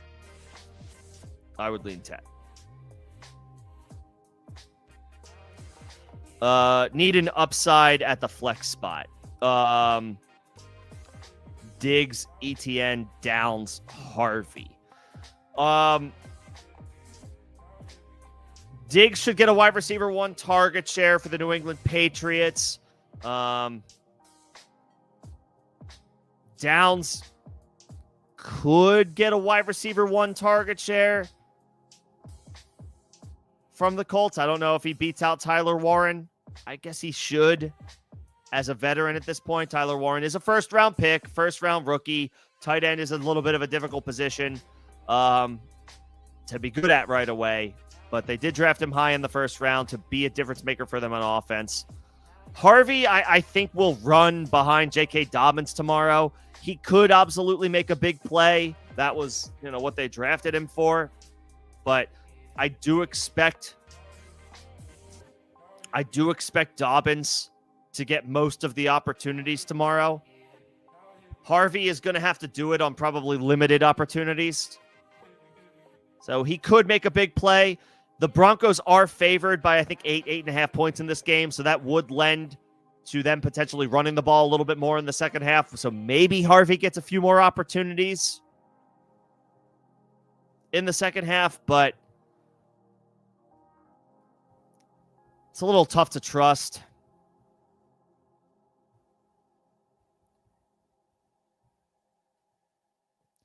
I think I would go the running backs, or excuse me, the wide receivers. I think I would go Diggs and Downs. Diggs is 31, coming off of a torn ACL. Doesn't appear to have any limitations for this game tomorrow. Obviously, it is a little dicey, though, that it is his first game action since that injury last year when he was still with Houston. But there's no other clear-cut target earner for the Patriots pass catchers. Diggs should dominate targets as long as he's out there over guys like Demario Douglas. And, we're excited about Kyle Williams, but it is his first career game. Hunter Henry. I mean, Diggs should get 10 targets as the team's wide receiver one. And then Downs, seemed to operate as the team's wide receiver one last year. It felt like he leapfrogged Michael Pittman on the depth chart last year. Daniel Jones should raise the floor of this offense. I know you're looking for upside, but I'm not sure how much ETN has. I mean, ETN should play a good amount. I don't know how much run he's going to get alongside Tank Bigsby. He may be needed if there are more passing plays required for Jacksonville's offense, which I guess is possible, given that neither defense in this game is very good, so there should be some points scored. That could require a few more snaps and opportunities for ETN. It's just, he's going to split work, presumably, with Tank Bigsby. At least with Diggs and Downs, I'm pretty sure they're going to be on the field most of the time. I don't know that ETN and Harvey are going to be on the field more than 50% of the time. Downs and Diggs will be on the field 75 to 80% of the time. I'll take the wide receivers.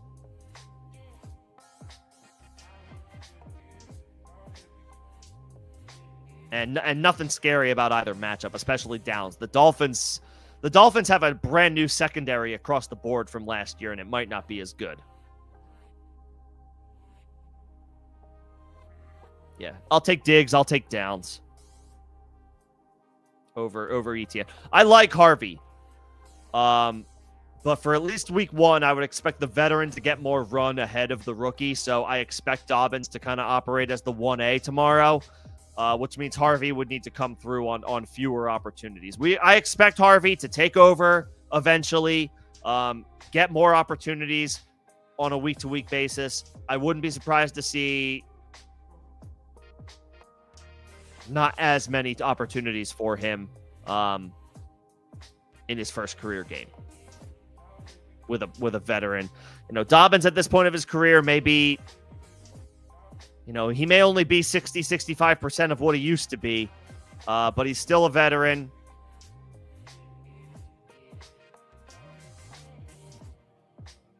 Can surely give them solid production for at least the first week of the season. We saw him do that last year in his first game with the Chargers. So, it wouldn't surprise me to see Harvey running consistently behind J.K. Dobbins in the opener tomorrow, which makes it more difficult for him to come through for fantasy. So I'll say Diggs and Downs because I am pretty sure that they will be on the field the entire time.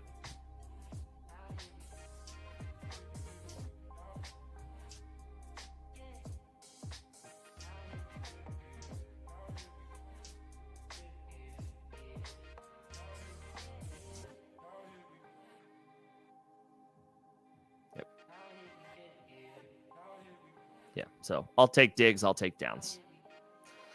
All right. We're at the end of the chat.